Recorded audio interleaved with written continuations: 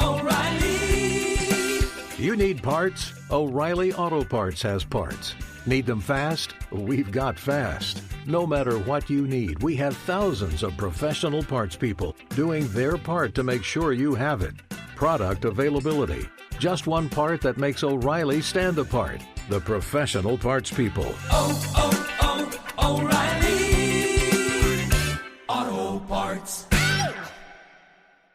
Maui Nui is on a mission to help balance axis deer populations for the good of our environment, communities, and food systems. On the island of Maui, they've shared over 126,000 pounds of nutrient-dense protein with the Maui community. Secure your spot now. Become a snack subscriber and join in helping to build more resilient food and ecosystems on Maui. Visit MauiNuiVenison.com. That's MAUINUI venison.com and use promo code BEAR for 20% off your first order. I'm sure a lot of you guys remember the old ceremonial hunting tradition of eating the heart out of the first animal you kill. Meat from those organs are among the most nutrient-rich foods on the planet. You can get those same benefits your ancestors craved via convenient daily capsules from Heart and Soil. Find out more at heartandsoil.co. And remember, use code MeatEater for 10% off your purchase.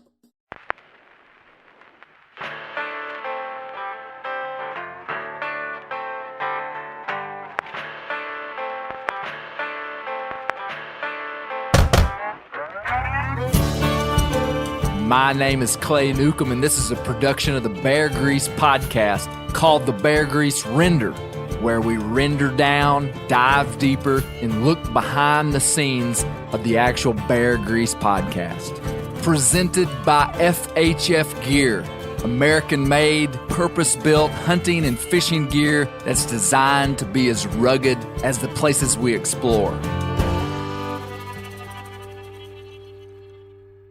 Guys, we've got an exclusive Bear Grease discount code for FHF Gear. That's Fish Hunt Fight Gear. I've been using their products for the last year, and I love carrying my gear in a chest rig or my binos in their bino harness. It's easier and more accessible than a backpack, and it doesn't get in the way when I'm riding my mule. For a limited time, you can head over to FHFgear.com/Bear Grease, and listeners to this here podcast get a discount on purchases for your FHF Gear system, and you can see how I build my gear system. So go to FHFgear.com/Bear Grease for a special code if you're buying stuff from FHF Gear. Check it out. Fish Hunt Fight, FHF Gear.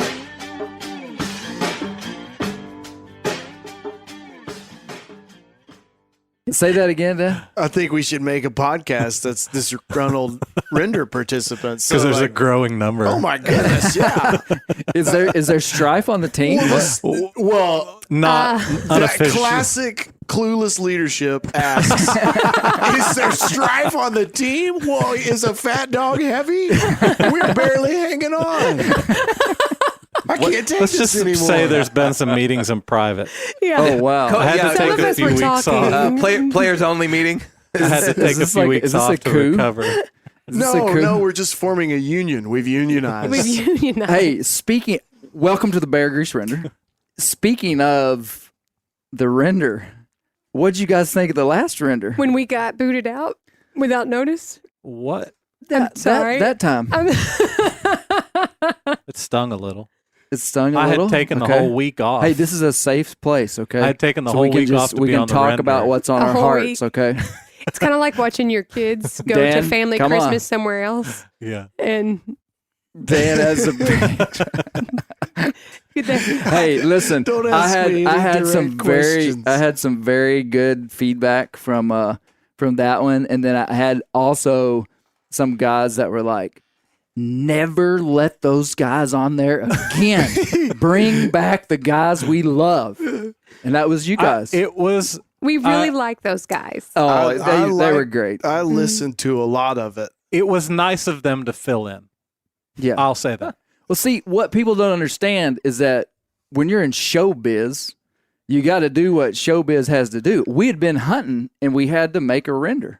And that was part of the plan from the beginning, is at different times we would have a full new crew. Well, Like if I was somewhere in a camp, and I would just fill it in. So it was super fun. I heard it, and 5 minutes into it, I thought, this is Clay's fault.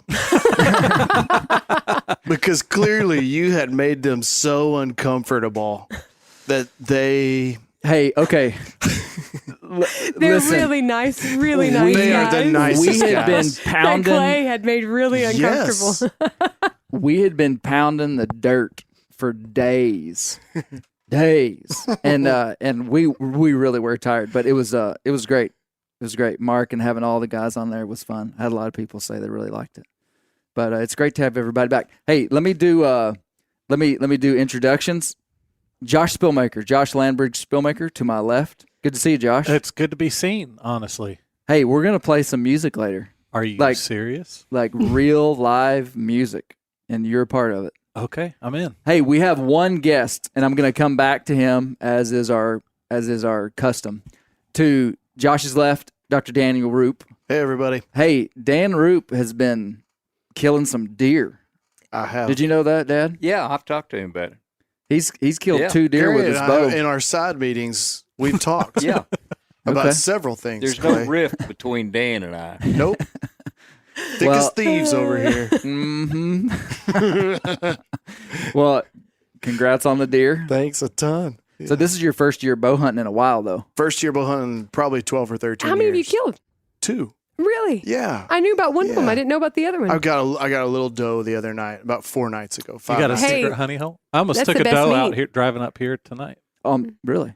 Doe meat's the best meat. We just I know it's it's in the not. freezer as of tonight. We just this afternoon Hey, it's a big deal to kill a deer with a bow. man, Yes, it is. I'm so thankful. It's been really fun. I've got Yeah. a good friend of mine gives me a little spot to hunt on, and Yeah, just wonderful. That's that's awesome. awesome. Yeah, That's real awesome. good. It's hard to find a good friend.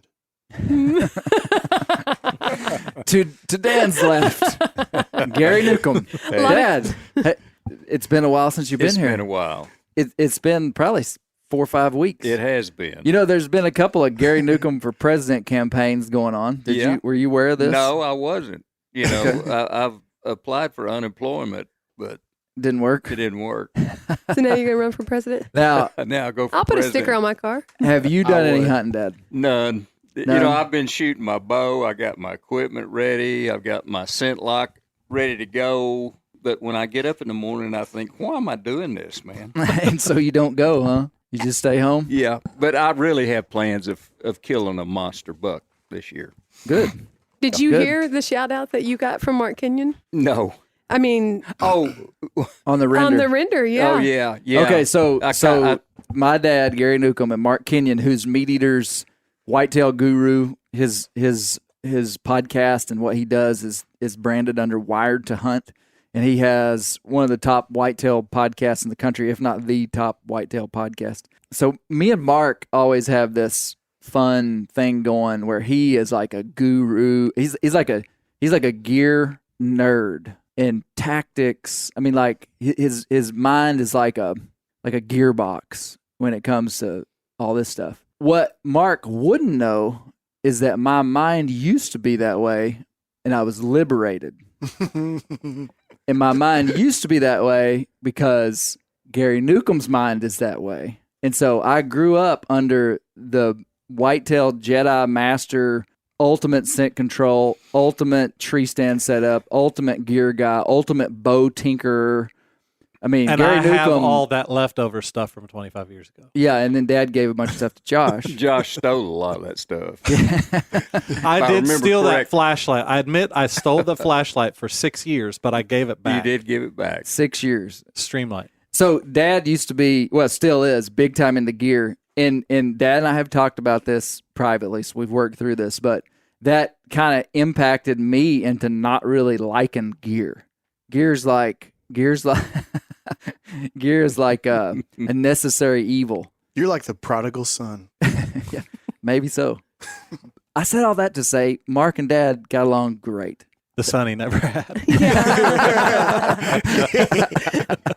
Yeah, I thought a lot of Mark. that whole crew was just extremely nice. I mean, I just enjoyed every one of those guys. Yeah, yeah. By the way, Mark said he might get me a piece of gear. Oh, really? Yeah. Ooh. And he said if I don't get it, to tell you. Okay. So, Mark, Calling we need him to out. tell Mark to get Yeah. you some gear. Yeah. So He knows. the way this worked is we hunted down around where Dad lives for a film that you'll see one day through Meat Eater of Mark hunting public land down in the mountains. So I didn't even tell Mom and Dad too many specifics about when we were going to be down in their hometown because we weren't going to have time to go see them. So I didn't want them to think much about us being there. So we go there, Dan, and at like 8 o'clock, we were delayed. It was like 8 o'clock at night, and we were about to have to go out in the woods and set up our full camp and camp in the dark, and then break it all down and go hike back in at daylight. And so I said, you know what? I bet we could stay with Juju. And so I called my mom, and I was like, what are you doing, Juju? And she's like, oh, we're just, getting ready for bed or whatever she said, I was like, how would you feel about 6 of us coming and staying the night with you? Right now, in 1 hour. Yeah. And she said, The prodigal son returns. she said, what do you think Kill a the mom, fatted calf. what would a Southern mom say if that happened? Well, come on. Okay, well, she Come said on, that, and I've but got she soup in the expressed crock-pot. some worries too. Have y'all eaten? Yes, I don't have any food. I hadn't cooked, Clay. Stuff like that. And I was like, Juju, we've already eaten. We're full. We don't need any food. I don't have any food. Juju, we don't need any food. We're not hungry. But I just don't have much food. Juju, we don't need any food. Did she have food when you got there anyway? She had a little bit. She did. Yeah. She scratched some up. Is she talking about the house being a mess? All the house is a Okay, mess. I wasn't going to say it, but yeah, she's like, yep. She's like, the house is a mess, and the house was perfectly clean. And so we went over and stayed with Mom and Dad. It was a lot of fun. Oh, yeah. It was nice. We really enjoyed it. And then we stayed on the tail end of the trip too, 5 days later. Yeah. Yeah. We came back and stayed a night, and all the guys just loved Mom and Dad. They had a good time. Yeah. What's not to love? We actually recorded the render at their house. That's what I was going to say. Oh. Has Clay taken you to his parents' house, Dan? I have one time. Oh, really? You been down there? Yeah. Yeah. I've been Years down ago. there. Well, I've been down there. I go down to see Gary.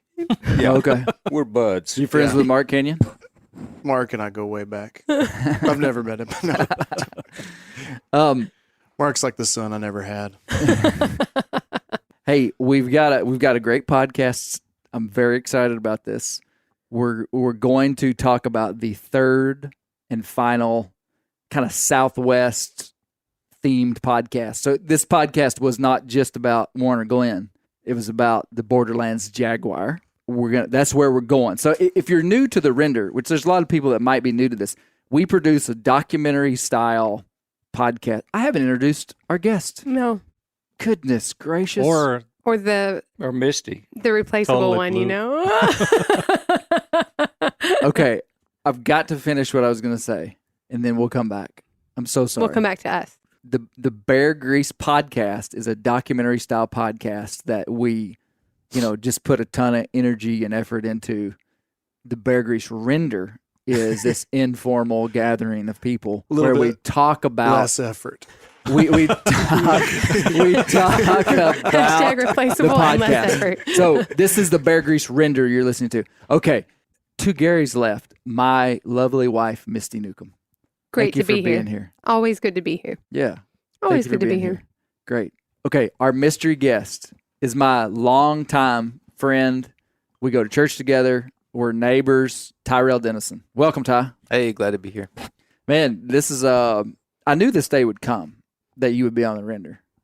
It's I've always nice to known be that. here. I'm glad to have, Ty to have has gotten been the invite. Ty has been pretty instrumental in my world, career world. He really was. Ty was the one who, like 7 years ago, did you know this, Josh? We were producing that Bear Horizon video for Bear Hunting Magazine. which, if people have not watched, they should go back and watch because it was man, I'm fantastic. embarrassed of some of that stuff. I Really? love it. I still watch videos from There's there. some really good content. Yeah. Well, so we were producing Bear Horizon videos. That's what we call it. I think in 2015 we I started. thought it was fantastic. What are you talking Yeah. about? Yeah, some of it was good.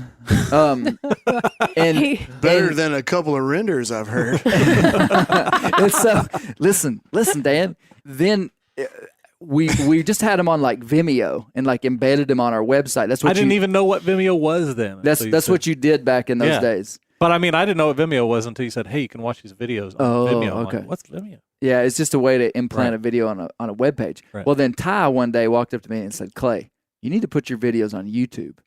And I was like, "Nah." I mean, this was like 2015. This was like 7 years ago. So I was like, "Man, YouTube is for like cell phone videos and low quality content."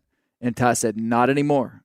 He said, "This is the direction that the market's going. Whoa, Ty. You got to put your stuff on YouTube." And he was adamant about it. And I did it. And within like a month, I had a viral video on YouTube. It was when that bear touched my arrow. And that video jump-started the Bear Hunting Magazine YouTube channel, which built it out. Anyway, so Tyrel Denison has been influential. And Dang, Ty's always Ty. really good at giving me feedback. Well, and I barely understand YouTube. Like, I'm not someone who's like following YouTubers. Like, the fact that people can just create content on YouTube, like in their rooms, still like breaks my brain. I'm just like, I don't know how people make millions on YouTube, but I'd seen enough quality content in like my areas of interest where I knew like, oh, there's stuff here besides just guys with their webcam talking about what's been going on the internet these days amongst the kiddos. And it's just like, there's actually some really nice stuff around here. Yeah.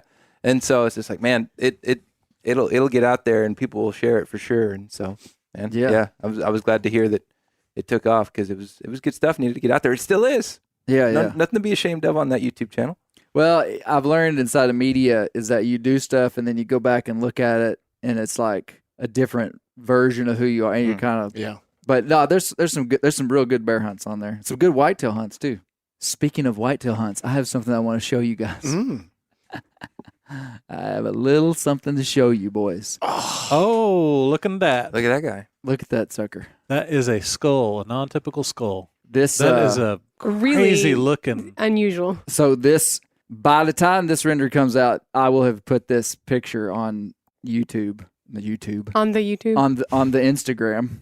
YouTube for pictures, if this you will. deer was walking around about 26 hours ago. I killed that deer in Oklahoma yesterday. This is the one you were going after for days, No, right? negative. Negative? There was a different one? Mm-hmm. That was a different buck. This That was one broke our hearts. This was the first time I hunted this property in Oklahoma. So let me tell you what we've been doing. For the last 7 days, Mark Kenyon, Spencer Newharth, Tony Peterson, and myself have been hunting.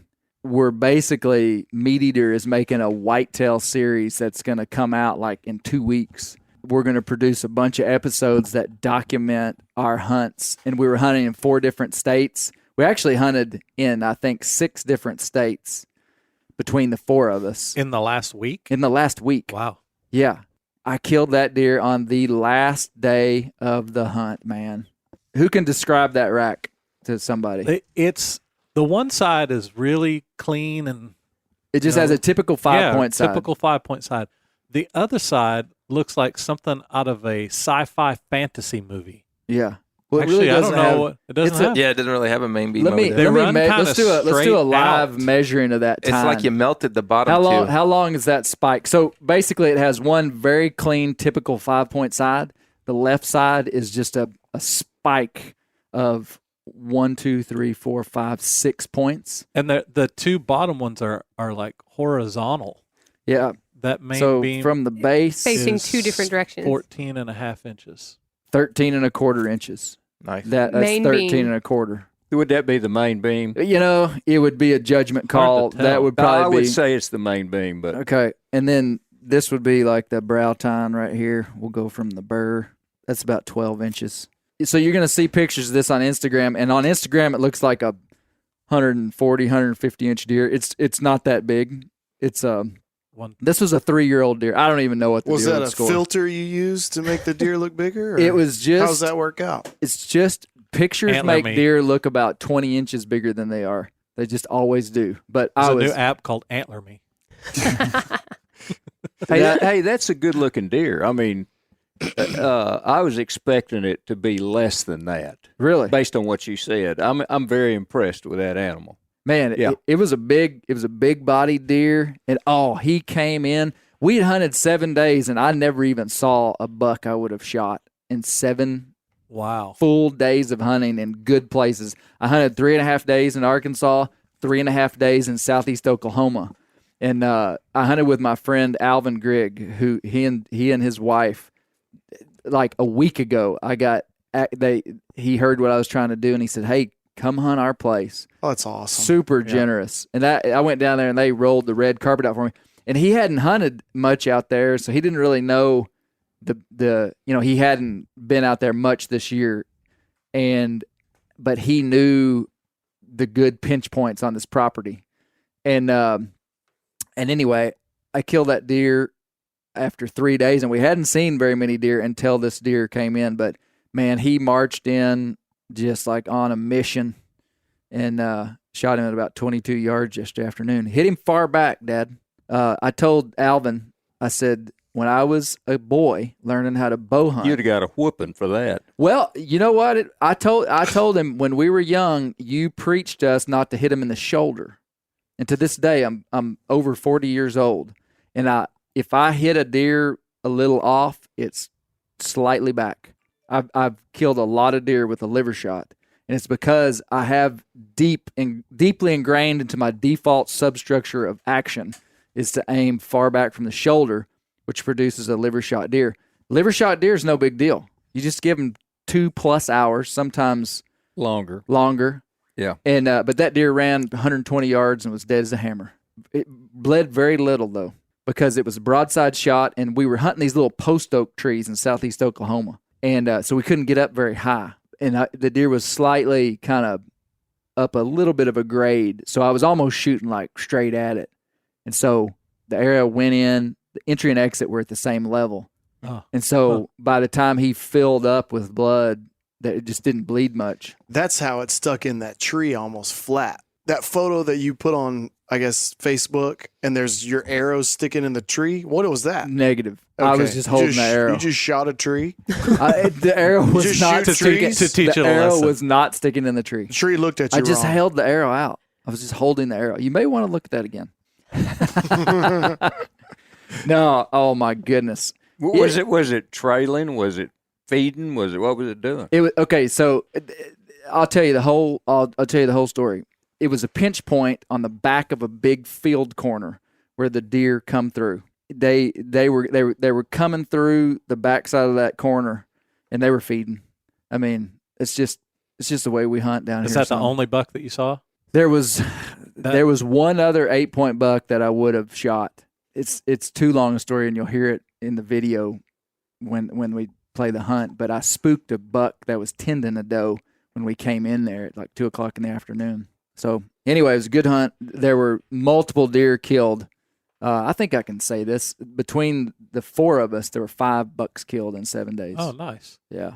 So it'd be a lot of action. If I'm listening to this, I want to know what kind of bow you were shooting, what kind of arrow, what kind of broadhead. Were you in a saddle? Were you in a, what were you hunting out of? Yeah. I'd like to know that. Okay. Even though I know most of it, you were in a hunting out I of a saddle. I was in a new tethered saddle. We hunted in those things all week long. I mean, we made multiple all-day sits in a tethered saddle. Now, forgive me, I've not moved into the saddle realm yet. Are all saddles tethered, or is there Tethered a is a difference? brand. Okay. There are multiple brands of saddles. Tethered is a brand, and they, as I understand it, were kind of the like the main gold player. standard. the leader and the. They were kind of the leader that kind of reintroduced saddle hunting to the world. Saddle hunting used to, people have saddle hunted for a long time, but it was kind of this, it was just kind of like this quirky thing that, your weird neighbor did. Does And it then not now- limit your ability to shoot a bow? It makes it better. Really? I think it does. Just you have more radius around that tree. You can almost shoot, if it was just a perfectly straight tree, you could pretty much shoot 360 degrees around that tree. Probably 340. There's probably a little window, but you can spin all the way around the tree, and you just have to get comfortable kind of hanging off of it. But I mean, I just put on a saddle and went hunting and was fine.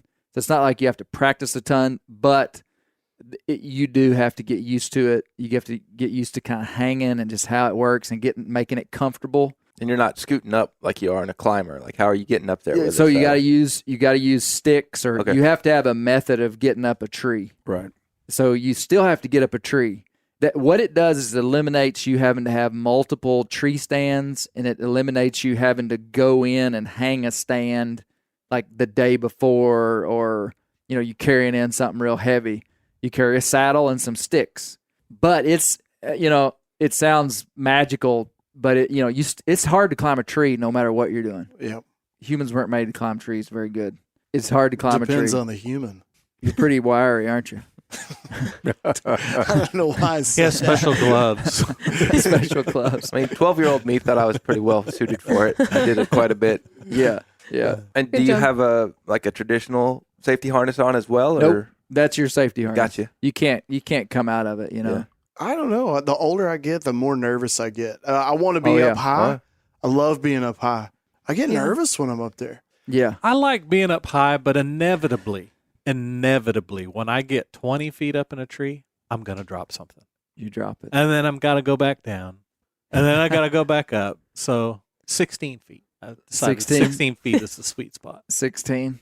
Diminishing returns after Dad, that. how high do you like to get? 20 feet. And when I was younger, I loved to hunt at 24. I think that if you do 20 to 24 and you do a little bit of scent control, you can get away with lots of stuff. When you get down 15, 16, 17, I mean, you got to be playing the wind all the time. You got to be real cautious. You get 20, 24. You don't even have to turn the volume down on your YouTube videos. At 24 feet. That's right. Yeah. Yeah. But, I mean, that's been my experience. Yeah. And this guy that we've talked about that has killed so many big bucks in another state, I mean, he likes to hunt at 30 feet. I didn't have 30. the guts That's to up get there, to man. 30 John feet. Eberhardt, you're talking. Yeah, right. Yeah. Yeah. I mean, 30 feet, he loves to talk about scent lock and how good it is. Well, you can, at 30 feet, You doesn't can matter. eat a pizza. Yeah. I mean, so I love this guy. He hunts kind of the way I hunt, except he's successful and I'm not. It might be worth it just to take a cup of coffee up there with you. But when he coffee tells high me enough. what he does, I mean, it's a lot of stuff I do.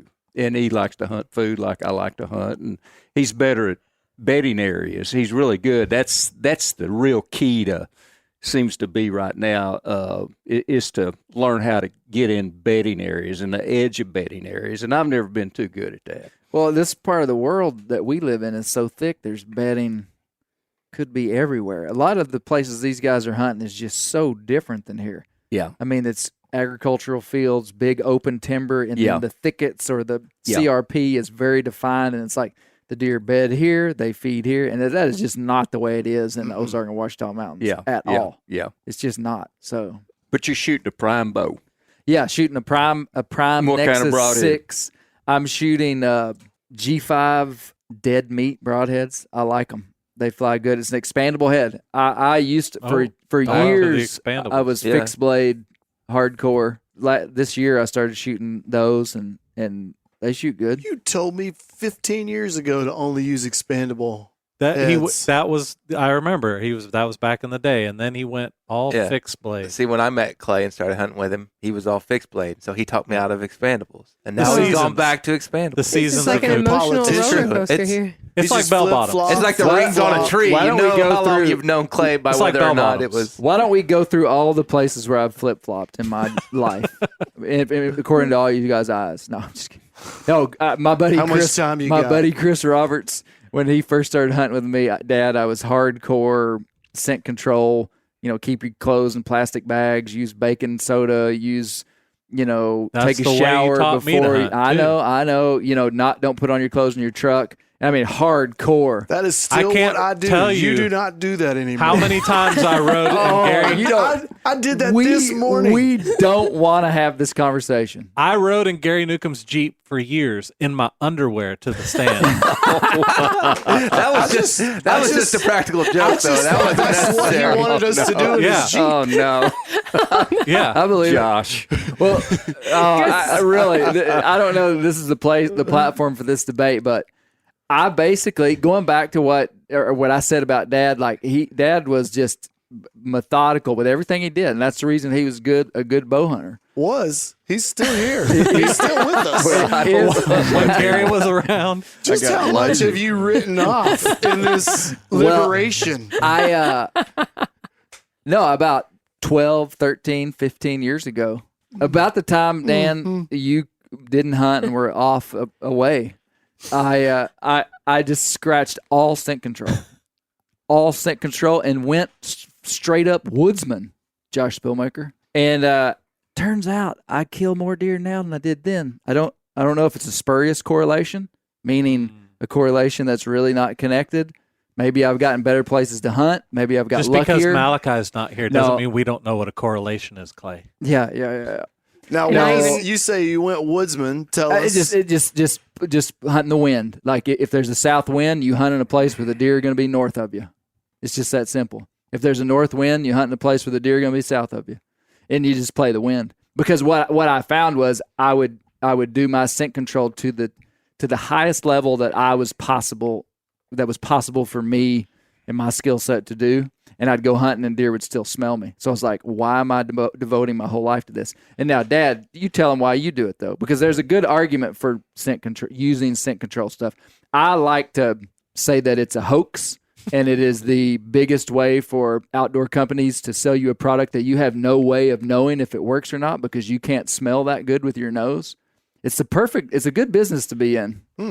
Wow. Bold statement. I mean, it's just true. It's like, I'm going to sell you a product and you don't know if it works or not. And most of the time it doesn't because you're in scent control and deer still smell you. But do you see what I'm saying? You know baking soda works. And you know if you wash your clothes in laundry detergent, I mean, you know you're putting all kinds of... Okay. So, I've got some soap that's unscented and it smells less scented than my scented soap. Okay. Let me tell you something. Fast. I will. You're worried about your clothes. The deer I'm worried about your soul is what I'm worried about. Since when do you not care about scent? Listen. I don't even know who you are I don't know who I'm out. I can't do this Listen anymore. to this. A deer isn't scared of your shirt. A deer is scared of you, and you smell like a human. So it would essentially be like putting... So you're trying to wash the human off of you. It would be essentially like taking a burlap sack and filling it full of cow dung and then being worried about the burlap sack, like scent control on the burlap sack. It's like, that burlap sack is not going to scare. He's saying you smell like cow. Yeah. You know what? Hear me out. Okay, Tom. What if instead of trying to wash the scent off, I just go like a full-on 14-year-old boy and just blast myself with Axe body spray? You can't smell the human for all the Axe body spray. Okay. That's this is cover scent. Is that cover scent instead of this is a no cover scent? We go cover scent. Chocolate Axe. Now I do believe in some cover scents. I've seen some cover scents that worked pretty good, or confused or slowed deer's spook response down. To this day, every hunt this week, I tried out some new stuff. This Dan Fitzgerald deer dander, and I would pour it out on the ground underneath my stand so that when deer cut my wind, they would smell human, but they would also smell an attractant, a deer-related attractant. It's synthetic stuff. And I have seen that slow a deer's spook response down enough, and I've seen them walk through it too. Not necessarily with this stuff. I didn't see it happen this week. So you haven't seen it? Okay, so I've seen it work with doe estrus back when we could use real doe estrus, and even the synthetic stuff. I've had a doe come directly downwind. I had poured a big swab of doe estrus onto the ground, so that doe scent, strong, unnaturally strong doe scents on the ground. A deer cuts my wind, the doe just locks up and just goes into, holy cow, what's happening? I smell a human. But then she's like, and I smell a deer, and kind of freaks out for a while and then moves on through past your scent. I've seen it happen. Not common. Most of the time they spook. Gary, what do you think about? Hey, I want to hear your rebuttal. That's the whole thing I've been wanting to hear. I'm not. What I'm saying is not the whole truth. I know that. We know that. Let's hear the. So rebuttal. why would you use scent control? Tell me when it would work. If you're a terrible hunter is the reason. I'm being honest with you. I mean, when I first started hunting, I really didn't even hardly know what a deer track looked like. Mm-hmm. You know, I just knew some guys told me about it, taught me how to shoot a bow. They couldn't kill deer. So I looked at it like a chess game. I thought this is going to be like a chess game. And I thought, you know, I've got to be clean. I got to be able to shoot my bow. But as time went on, I saw very few deer that I spooked. I mean, I had a big 10-point that I knew where my wind was going. And he came under my stand. And by the way, I was asleep. I was sound asleep, and I opened one eye about every 5 minutes. I looked at it, and so I knew he was going straight into my wind. I mean, so I'm not stupid about wind and about scent. And I knew he was going to spook in a minute because I'd had a doe come in and hit my wind, and I was only about 18 feet up. But anyway, if you're 20 to 24 feet and you're in pretty flat ground, you can get away with lots of stuff. And usually when you're hunting big bucks, you don't know which way they're coming from. I mean, you think you know, Right. but they'll surprise you. So why not be clean if you've got the energy and the time and the desire to do it? Maybe it'll work. It will help. And if you listen to John, he says if you're wearing a beard, you got long hair, forget it. Yep. Go hunt however you want to because it don't work. I would love to debate that guy. No, don't even say that, Clay. I mean, this guy's killed. This guy is one of the best hunters in the stinking country. And, I mean, if you hunt 30 feet up. Well, I mean, hey, you'd be taking on the wrong bulldog with this guy. I'm telling you, he knows his stuff. Now, you know, you don't have to do all this stuff. But it sure doesn't hurt anything, and a lot of times it helps. It's just part of my bailiwick, and you know, I mean, you can go at it. There's so many ways to skin a cat. Well, my deal was I realized that I was spending. You know, you only have so much energy in your life to spend towards hunting, and I was spending 30% of my energy towards scent control, and it wasn't the limiting factor of my hunting. So I became a better hunter in other places and spent less money, more time. Yeah. So, I mean, if in a perfect world, you would utilize some level of scent control and perhaps it would reduce your human odor. You know, if you study carbon and what it'll do, you almost know it works. Mm-hmm. I mean, it's in everything. Carbon's amazing. You know, it it's just activated carbon. It's just crazy good. Yeah. So if you understand what it's doing and you understand how to activate it and you got yourself covered, but you don't cover your head, well, I mean, they're going to smell you.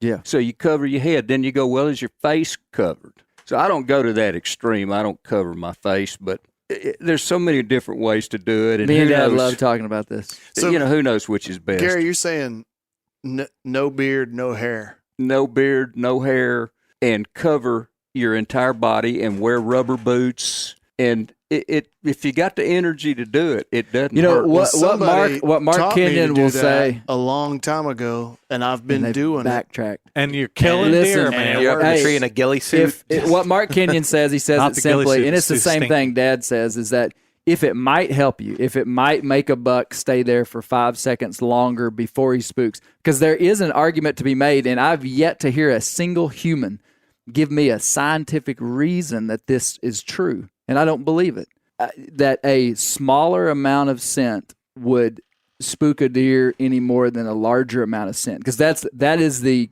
thing that we're saying. We're saying you can't. We're saying, like, if you use scent control products, Dan, you're reducing your human odor. So a deer comes downwind and he still smells a human. He just smells less human. Well, it's less volume. It's a gas, so it dissipates. The further out it gets, the more it's dissipated. What Clay Newcomb says is that it don't matter if he smells a little human or a lot of human, he's going to spook just the same about 90% of the time. But you just made that number up, number one.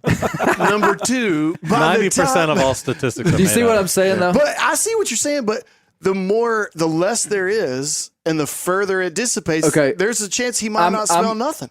Well, I'm going off, I want to say decades, probably 13 years of messing around with scent control, and I have used the ozone products, just begged them to work. I mean, I wanted ozone to work so bad because it was going to be my silver bullet. And I have deer smell me all the time when I use ozone. It makes an odor. It creates its own odor, and it might not be a human odor, but a buck goes, wait a minute, I've never smelt that before, so I'm getting out of here. I mean, and I've heard that before. It definitely, you smell it when it's going. And I heard a real good bow hunter, a guy that I know that's killed 300 deer, whitetail deer with a bow, who's killed multiple 200-inch deer. You'd never know his name. He's not a public figure. And he told me that ozone was a joke. I mean, he's a stone cold killer. You know who I'm talking about. He hunted. I think so. And I mean, he's the one. He said that stuff's a joke. That's what he told me. It's because it puts off an odor. And then I tried it for several years. My point is, and I don't have any trouble. I mean, this is what I think. Like now, you'll see me. I used Scent Shield this week, sprayed down my clothes a little bit. I call it witchcraft because you're doing something that you know doesn't work. I could do a whole podcast on this. Is baking soda witchcraft? Baking soda, number one, is in the Bible. So you're going to want to think about that. I think witchcraft is too, for what it's worth. It's bad. You know, what Gary says about activated charcoal is true. I have a friend who has a propensity to make a pretty significant odor himself. Have you guys ever heard of the product Subtle Butt? Negative. They are activated carbon sheets that go in your drawers. Wow. we talking furniture drawers or like not furniture drawers on my person? Do they work? Under drawers. Yeah. I don't want to know. I love the scent control conversation. I don't want it to sound like I'm trying to stir up trouble, but it bothers me that there's no way that we can prove it. I mean, I could talk to you for an hour nonstop about all the reasons why commercial scent control products pretty much don't work. So anyway, I know I'm burning all these bridges. Straw man argument. But I don't care about the commercial ones. It's wash your clothes in baking soda. Use some of that soap that doesn't have a whole lot of sin in it. It makes soda sense. in your beard. I dare you to put baking soda in my beard. Hey, let's talk about Borderlands Jaguars. Do they use a lot of scent control? You know what? There is some theories on predators' ability to minimize scent. You know, in the animal kingdom, animals use scent for communication. So like a buck in the rut, he increases his odor so that his scent picture is bigger and yada yada. And I've heard it said that the predators can kind of like turn down their scent. We know that a whitetail fawn and these fawns, when they're born like basically scentless, less odor, and their mother cleans them. Wait a minute. So less odor equals advantage. I just disproved myself. Rewind. Hey, go ahead and edit that 30 minutes out. Okay, here's what I would say. I would love for someone to convince me that I'm wrong. So please do. Yeah, that's what I'm saying. Well, why is the burden on us? Let's just say but I mean, it's the reviews are going to go wild this week. Yes. I would love for someone with a scientific answer that had 30 years of experience that wasn't drunk on their own spurious correlations. I was about to defend Clay. I don't know if I want to do it now, but I was going to say in the defense of you're bringing that up. The reduction in scent is to stave off predators, not to be a predator. So you're saying that the fawns have less of a scent, so they are less susceptible to predators or less detectable, rather than you being the predator reducing your scent. So yeah. You're right, Dan. Reducing your scent is good. It's going to be good. One more flip flop. I don't even know who you are.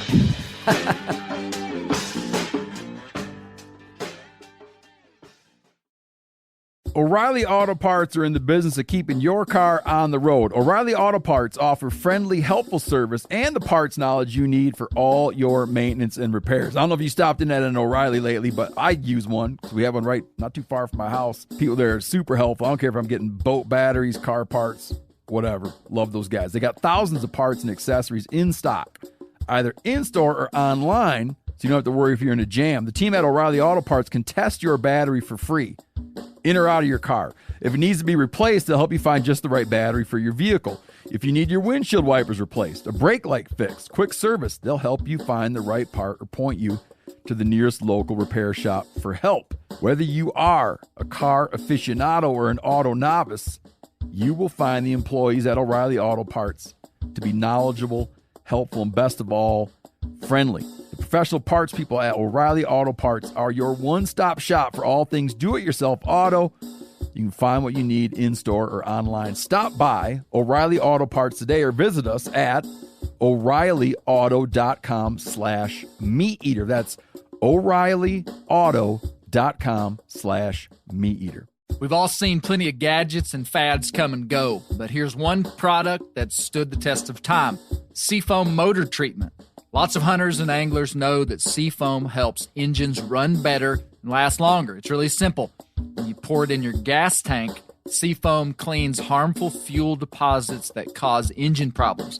I'm talking common stuff like hard starts, rough engine performance, or lost fuel economy. Seafoam is an easy way to prevent or overcome these problems. Just pour a can in your gas tank and let it clean your fuel system. You probably know someone who's used a can of Seafoam to get their truck or boat going again. People everywhere rely on Seafoam to keep their trucks, boats, and small engines running the way they should the entire season. Help your engine run better and last longer. Pick up a can of Seafoam today at your local auto parts store or visit seafoamworks.com to learn more. Whitetail Institute launched the food plot revolution in 1988 with a concentration on research and real-world testing of forage products specifically for whitetail deer. Whitetail Institute's research and development team of agronomy experts provide effective, personalized service. I've been using Imperial whitetail clover for a long time in a food plot back behind my house. In 2007, I killed the biggest buck of my life over an Imperial whitetail clover small quarter-acre food plot. Imperial whitetail clover is the only clover scientifically developed through years of selective breeding. Clover Extreme genetic stability provides extreme cold tolerance, disease, and drought tolerance. It really does. Clover is coated with Whitetail Institute's Rain Bond, a polymer coating added for enhanced seedling survivability. They have an exclusive offer for Bear Grease listeners, 15% off Imperial Clover when you use the code BEAR at whitetailinstitute.com. That's whitetailinstitute.com and use code BEAR for 15% off. Hey, Borderlands Jaguars. Dan, what do you think? I thought it was great. I loved hearing more from Warner Glenn. I think that was Did you? fantastic. I just think anytime you hear that guy, I think it was very interesting to hear just the whole idea of there being an animal out there that's basically called the one that eats us. Yeah. Psychologically, that doesn't happen a whole lot to people. Yeah. And an animal, I mean, there's kind of these freak encounters, but there's an animal that's named that. That's a Eater of us. Yeah, eater of. That's pretty wild. I thought you were just being dramatic. I didn't realize until I listened to the podcast, but I saw that on the title of when it popped up on my phone, and I thought, it's a little melodramatic. Like, it's what that tribe in Amazon, Yeah. they called the Jaguar. mm-hmm. They called it Eater of Us. But in modern times, at least in the United States, there's never, I'm quite certain there's never been a documented jaguar attack in the United States. But down in Central America and stuff, like it's for real. A lot of the American Jaguars are vegan. Yeah. Josh, what do you think? Well, I thought it was really good. I love hearing the science, but I'm kind of with Dan too. I love hearing Warner Glenn. That guys like that are disappearing, and to hear stories about that's what the thing that I like about him is the pursuit that he has of the thing that he does with for the mountain lions and finding the jaguar and stuff, but to really draw in family, to talk about bringing people together. Just you can tell the passion and the care and the concern that he has for the animal, the way that he talked about it with such reverence. He's not doesn't have a bloodlust for animals. He really has a passion for these animals and, conservation and awareness. Even the way that he's like, I didn't know if I should go public with this. Yeah. Just shows an incredible respect for the people around him, for the animal itself, for conservation, and it was very, very interesting to listen to. I really enjoyed it. I want to clarify something. So I put this picture. So in Warner Glenn's house, he has this huge, probably, I bet it's 6 foot long, 5 foot tall, original painting that a really good artist did of the picture that he took of the jaguar. So the jaguar is in the pose that he saw the jaguar, but the artist, put a little Warner Glenn down in the corner riding his mule. Oh, really? Yeah. If you see that, there's Warner Glenn down there with a dog. And I made an Instagram post and said Warner Glenn documented the first live jaguar in the United States. And several people were like, no, he didn't. There were so many killed in Arizona and so many killed in Texas. And people were like, you may want to go back and read that. And I was like, okay, listen to what was said. He documented the first live one. So if someone shows up with a dead one in the back of his truck, that is not a documentation of a live jaguar. That is a dead jaguar. It was the first documentation of a live jaguar in the United States, meaning he took a photo, went back and showed the photo to people, and that animal was still alive.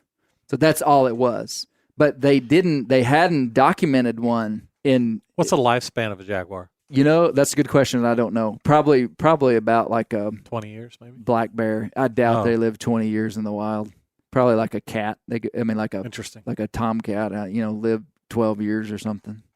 Just 12 to 15. This idea that there could be a According to the animal like that lives. I mean, a jaguar is a jungle animal. It's just such a wild thing. What'd you think of it, Dad? Oh, I thought it was very interesting. And, of course, Warner Glenn was interesting to listen to. And he wasn't satisfied with your comment that the first live jaguar that was seen, he broke it down further. What did he say? He said, I can't remember really. He corrected. But he said, it's alive. It was wild. It was wild in nature. In other words, you can see them in captivity. You could see them dead. The first you could see them live in a wild zoo. jaguar. Yeah, So he wasn't happy with your simple alive jaguar. He went into he said live wild jaguar. In the he United did States. 2 or 3 different breakdowns on Okay. it. So I mean, he eliminated the zoo. So I thought, he's a detail guy. I mean, he's really paying attention to details. But what caught me about the whole thing was kind of surprising, really, as much interesting content as there was. But what stuck with me is the fringe animals. I mean, to me, that was just like Daniel Boone all over again. Yep. I mean, you got an animal that has been created this way where you got a bunch of little crazy guys out here. And their job is to go find the boundary of where we can survive. Mm-hmm.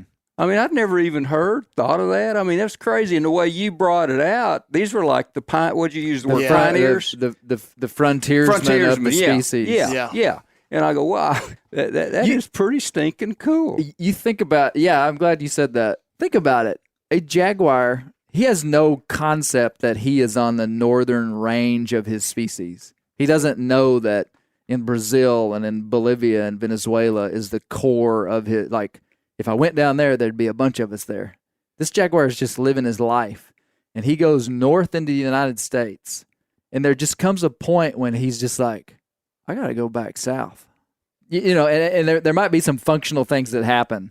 Like he runs into cities, less game, more arid, whatever the conditions. But he has this metric inside of him that's default where there comes a point when he goes no further and he goes back. That's me just about every time I get to our in-laws. Every time I get to my in-laws' house, it's like, nope. Got to go back. Go back south. Go back south in Michigan. Well, Clay, it's really a tremendous survival technique. It's like, we can all live here in this tremendous jungle forest and just, be having a great life. But what happens if the forest is gone? So, right. I mean, I need to expand my territory where that we can survive regardless of what happens. Yeah. And so it's innate within some of those guys to be the frontiersman that's going to go out and find that fringe area, find out where the border is, and that's how they stay alive. That's how they have survived. Well, there have been jaguars documented as far north as the Grand Canyon. And hey, did you hear me call out you and Aunt Ollie? Oh yeah, yeah. Hey, okay, I got to say this. In this book, so I wanted to talk about this book. I wasn't able to. I just couldn't fit it into the Bear Grease podcast. But there's a book called Borderlands Jaguars by David E. Brown and Carlos Lopez Gonzalez. Incredible book. Sometimes you pick up these smaller books like this, and you might be unimpressed with kind of the writing and the structure of the book. This is like a top-notch, a top-shelf academic book. Most of the information that I got for the podcast came from this book, Borderlands Jaguars. You mean Tigres de la Frontera? Yeah, that was good. That was really good. Stuff. Where did you hear about Del Lee from? I've heard about Dale Lee for years. If you're in the hound community, you've heard of Dale Lee. I thought he was hands down my favorite part of this podcast. Oh, that man. Storytelling. Dale and I was Lee. curious when he started. I just thought, where on earth where does he find these people? Yeah. How did you hear about him? I bet you liked him. Did you, Dad? Oh yeah. He was Dale Lee is considered one of the best lion hunters of all time, and it's so hard to say. I told Steve Ranella the other day about Warner Glenn before I interviewed him, and I said Warner Glenn's one of the best dry ground lion hunters in the world. And Steve said, "Why do dry ground lion hunters get to? Why do they all of a sudden get like they're the best in the world?" And I stopped and I was like, because there's like 4 of them. We say that all the time. But Dale Lee is known as this great hunter, but he was for sure known as the lead man in catching jaguars in Mexico. And I mean, if you want to talk about some wild stuff, talk about going to Mexico with a pack of hounds and these custom boats. Did you hear him say, "We had these little canoes. Actually, it's a flat-bottom boat with plywood and plastic glass." Yeah. Plexiglass. Yeah. He called it plastic glass. I loved it. He told it. I said it on the podcast, but he told a story, a hunting story, like he was calling a horse race.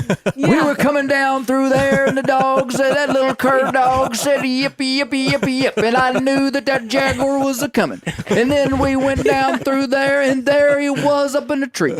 And the old Iowa farmer, he was, I mean, his voice would ascend and then descend. He did not sound Texan. He sounded straight out of Arkansas. Yeah, I thought the same. Out He's in from Arkansas Church. Arizona. Uh-huh. Oh, what a guy. Hey, there are 15 hours of tapes that you can get of Dale Lee telling stories. Brett Vaughn, you can buy it from my buddy Brett Vaughn. Born 100 Years Too Late is his Instagram handle. I mean, I have the tapes. Brett just sent me some, but I haven't listened to them all. That Jaguar call was something, wasn't it? Mm-hmm.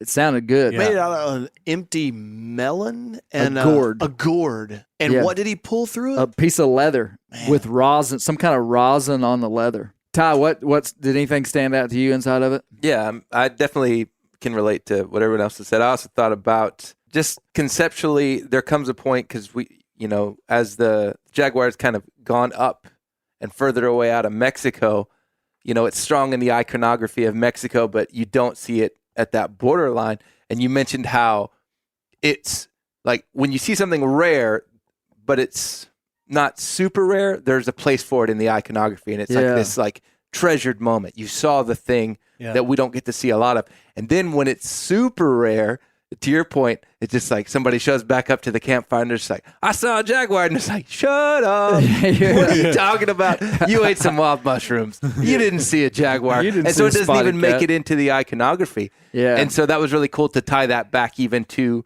the Black Panther like storylines from all the way back with the first Bear Grease, and so like just looking at how wildlife and experiences are like captured within cultural things, and then like there even comes a point where it stops, like it becomes so rare that it just doesn't even get captured or isn't even considered like it's not even sacred. It's just not plausible. So why even draw it somewhere or write it somewhere? There's a lot that's weighing on the fact that the tribes of the southwestern United States don't have jaguar iconography in their culture, because there are groups of there's a group right now, and I don't know all the details of it, but they have talked about jaguar quote reintroduction. There's a group that believes that there can be that southwest Arizona, southeast Arizona, southwest New Mexico could hold 60 to 100 jaguars, and they talked about releasing them into that area, which would be wild. And the biologist and everybody that I know is saying, like, why would we do that? They've never been here that much. And that's what Jim Heffelfinger was saying. And Jim Heffelfinger is a biologist, and he's like, there's just no evidence that they were ever here in great number. And what Warner Glenn was saying was that if that happens, it just shuts down that part of the world for ranchers, for hunters, for people living off the land. And his point was well taken, and I liked it, and I wanted to put it in there. As he said, yeah, let's protect that cat. Put it on the endangered species list, which it has been for 40 years, 50 years, whatever. But he said that critical habitat regulation locks stuff down so much it de-incentivizes people from even wanting them there. He said, then people shoot, shovel, and shut up. Yeah, I remember that phrase. It may sound normal to think, well, of course Warner Glenn didn't shoot that jaguar. It wasn't normal. I mean, people shoot jaguars. I mean, I don't have proof of that, but in Mexico, they for sure do to this day. I mean, that's the biggest threat to them down in Mexico is, like Jim said, these small-time cattle ranchers, it's their livelihood. Killing jaguars. He call them, was it, I want to say, what he call it, reciprocity killings or something like that? There was a retaliatory. Yeah, I like that. Even that kind of colors the nature of it when you recognize, like, they're not killing it for sport. They're killing it for retaliation because it's coming on their livelihood. But then they're just like, no, we got to protect them. It's just, there's definitely a conflict. I'm pretty sure that the Malpai Borderlands group, and I could be wrong on this, Alex, is there are groups that pay landowners if they lose livestock to jaguars. So it's like, okay, you lost a cow, don't go kill the jaguar, let me pay you for the cow. Yeah. The replacement cost for it. So that is a big part of kind of the creative conservation that's going on, but where does that funding come from? And, I'm not a jaguar expert. I learned all this in the last 2 months, so it's not like this is all new to me as well. But it's fascinating that we have a big cat in North America that is like that. Did you notice that when you asked Jim if he had ever seen any documentation for a black panther, he did not directly answer the question? I noticed. You think he did? Just, simple no. Hey, I now remember what I was going to say about this book. I'm kind of just going off memory here. In this book, there is a map of the United States, and it was made a long, long time ago, and it's shaded in places where jaguars were in the United States during this time. The entire state of Texas was, I got to find it, because it wasn't the entire state of Texas. But the jaguar distribution from this map, and biologists now would say that map wasn't accurate. But back in those days, they believed it. And the jaguar distribution went up and almost touched Arkansas. So if there was a melanistic jaguar, he could have almost been in Arkansas. Ollie and Allie, you can't argue with them, okay? They saw one. How long was its tail? How long did its tail sound? Well, it sounded like it was the length of their body. What's funny is had I not heard that though, like I'm from Aransas Pass, Texas. Here it is right here. Look here. Okay.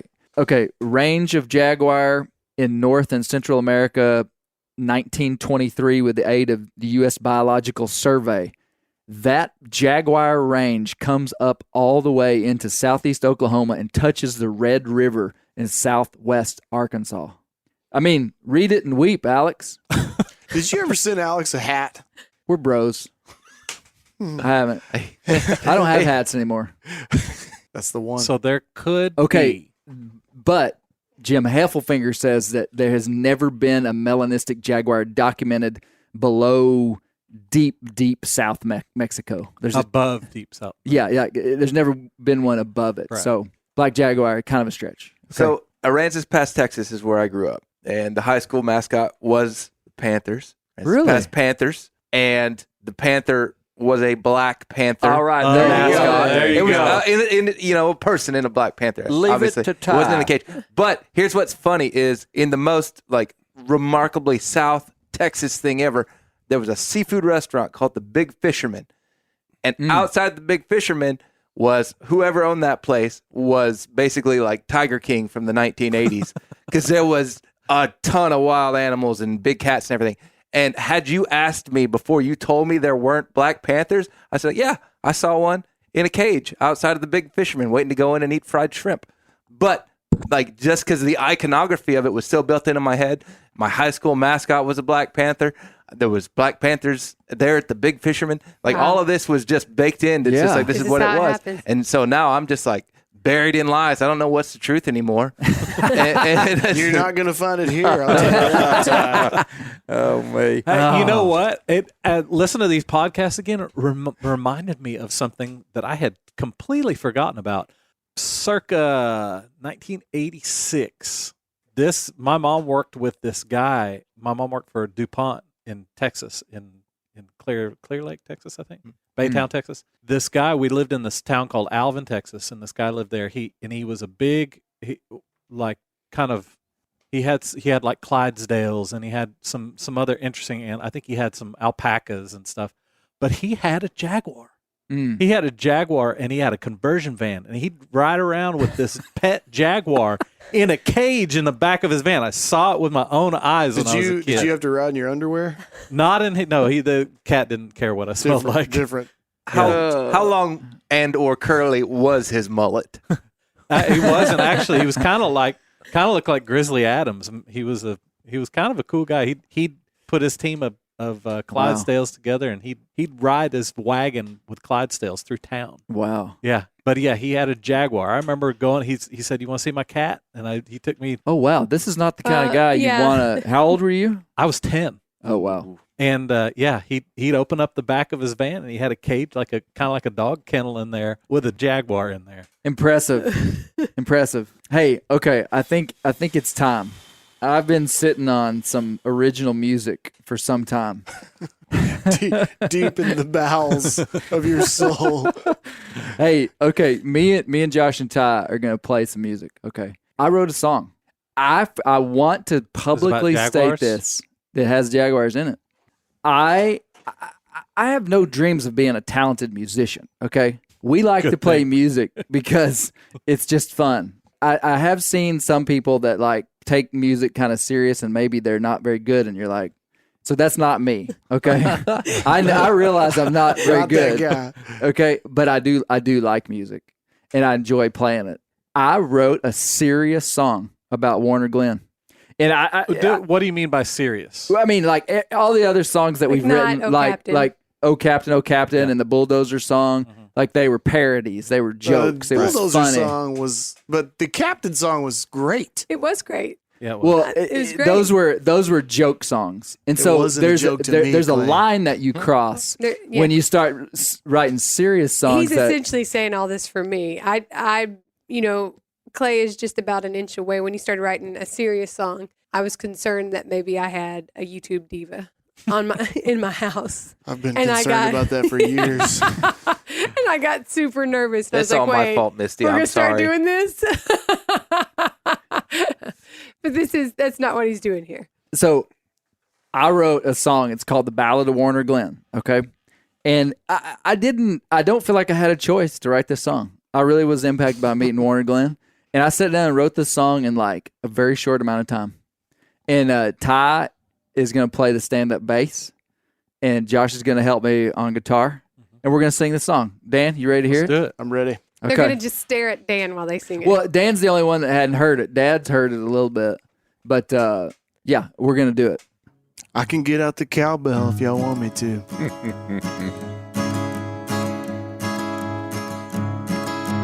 Way down south on the border of Mexico, rattlesnakes, lots of banditos where the cactus grow. Dirt and spurs, feed the hounds and let them go.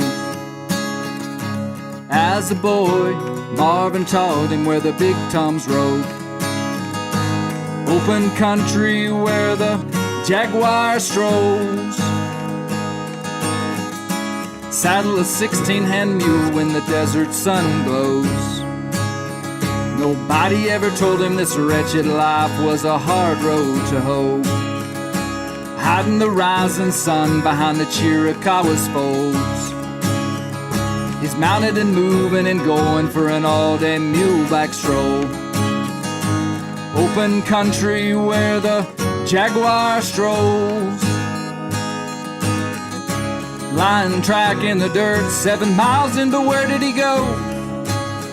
Got a pack of White Walker dogs that are philosophers like the road. Hounds work the dirt like a farmer works his rows. Up the canyon, round the rock, chasing the ghost of a shadow. Open country where the jaguar strolls. They'll only catch him if he crosses the plateau. Chase him over the rim rock, an old hook bays him in a hole. It's not a line he seeks, but a wildness he can't control. Who I'm talking about is Warner Glenn and the Black Crow. Open country where the jaguar strolls. Open country and sage makes the old man's heart grow. A poet in a saddle, but his words don't overflow. He fought a lawman and pleaded guilty, just so you know. Sweat some bullets and sleepless nights, but they let him go. Open country where the jaguar strolls. A lesser man would have thrown another blow, but Warner knew to solve his problems he had to grow. Invited his enemies to the table and their faces glowed. Broke some bread, all were fed, and the rooster crowed. Open country where the jaguar strolls. Hey, man, that's excellent. That was awesome. Yeah. Open country. Hey, I want to read these lyrics because if you follow along on these 3 podcasts, it makes this is a story. It's a story of a lion hunt. The way down south on the border of Mexico. I mean, Warner Glenn literally lives on the Mexican border. Rattlesnakes, lots of banditos where the cactus grow. He gets horses snake bit and dogs snake bit. When I was down there with him for a day, he was like, watch out for rattlesnakes. Dirt and spurs, feed the hounds and let them go. I mean, the man's life revolves around his dogs. And I noted when he rode his mule just on an average day, like when I rode with him, he put on his spurs, which I don't always wear my spurs, but he put on his spurs. So dirt and spurs, feed the hounds and let them go. And as a boy, Marvin taught him where the big toms rove. Marvin is his dad. And Marvin, he hunts the same ground his dad did. I mean, he the exact same ground. And then open country where the jaguar stroll. That's the chorus. Open country is the phrase that they use. Like when I went down there, I heard multiple people say open country. And then I tuned in. It was like, that's what you guys say. That means something. There are books called Open Country. Warner says it all the time. Open country. Where the jaguar stroll. It defines that landscape, this visitor from the south. Saddle a 16-hand mule when the desert sun glows. So that means early in the morning. Nobody ever told him this wretched life was a hard road to hoe. Man, I tell you what, when I think of a guy like Warner Glenn hunting as long as he has, I think about I said it on the podcast, but I think about the number of times he hooked up his trailer in the dark, woke up at 2 a.m., to go feed his mules, load his dogs, drive 2 hours, get the mules out, and then be where he needs to go by sunrise to look for a track. Hiding the rising sun behind the Chiricahua's folds. Warner is one of these guys that wakes up like early every single day. Chiricahuas is the mountains that they live in and hunt. So hiding the rising sun behind the Chiricahua's fold. He's mounted and moving and going for an all-day muleback stroll. Line track in the dirt 7 miles in, but where did he go? They ride a tremendous amount, when they're riding on these hunts. And this is my favorite line. He's got a pack of white walker dogs that are philosophers like Thoreau. Hounds work the dirt like a farmer works his rows, up a canyon, round the rock, chasing the ghost of a shadow. I liked that line a lot. Hounds work the dirt like a farmer works his rows. Yeah. They only catch him if he crosses the plateau, chase him over the rim rock, and old Hook bays him in a hole. Hook is his favorite dog. The 12-year-old dog, you know? Mm-hmm. It's not a lion he seeks, but a wildness he can't control. I think that's true.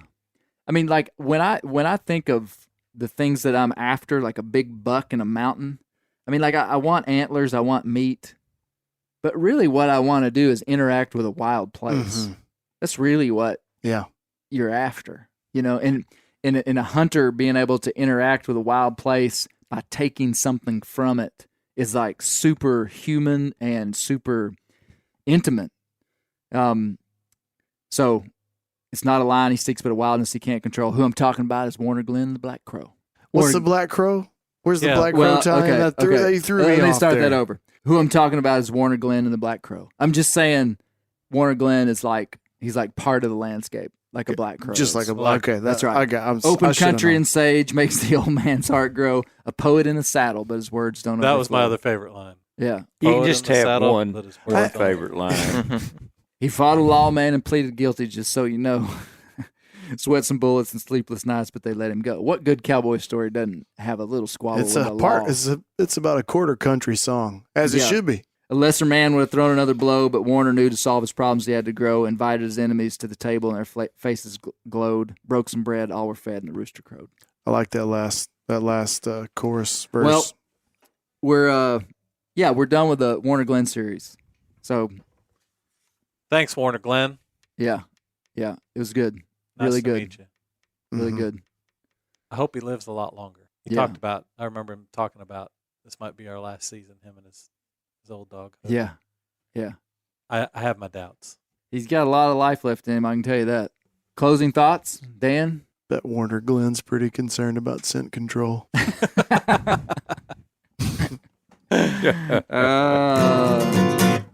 Covers the dogs in baking soda.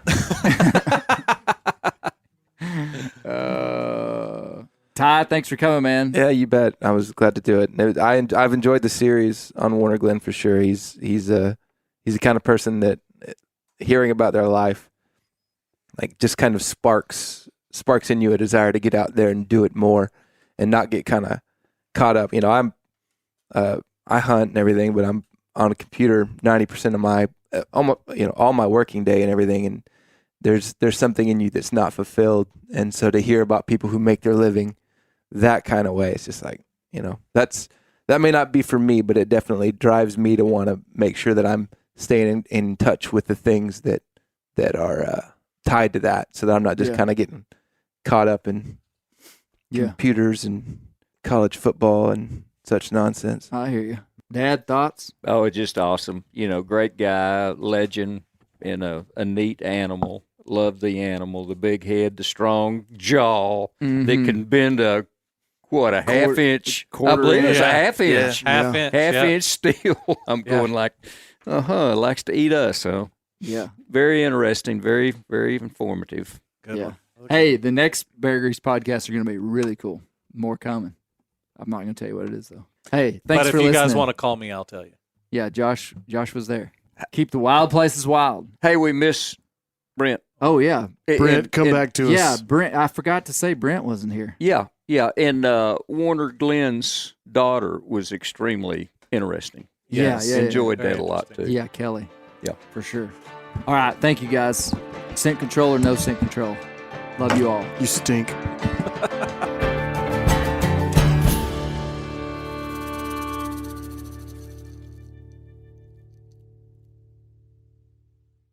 I'm sure a lot of you guys remember the old ceremonial hunting tradition of eating the heart out of the first animal you kill. Meat from those organs are among the most nutrient-rich foods on the planet. You can get those same benefits your ancestors craved via convenient daily capsules from Heart and Soil. Find out more at heartandsoil.co. And remember, use code MeatEater for 10% off your purchase. Maui Nui is on a mission to help balance axis deer populations for the good of our environment, communities, and food systems on the island of Maui. They've shared over 126,000 pounds of nutrient-dense protein with the Maui community. Secure your spot now. Become a snack subscriber and join in helping to build more resilient food and ecosystems on Maui. Visit MauiNuiVenison.com. That's MAUINUI venison.com and use promo code BEAR for 20% off your first order.